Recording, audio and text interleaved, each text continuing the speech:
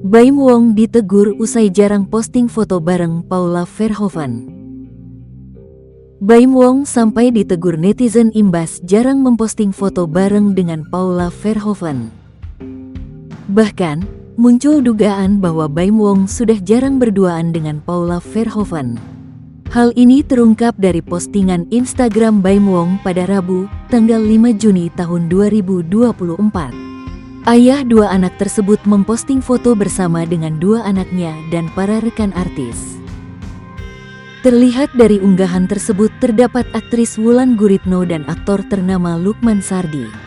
Sementara itu, tak nampak batang hidung Paula Verhoeven. "Ngumpul nih, mana ya yang lain?" tulis Baim Wong pada keterangan fotonya. Lantas, unggahan tersebut langsung menuai beragam reaksi netizen. Belakangan ini, Paula dinilai jarang terlihat berduaan dengan Baim.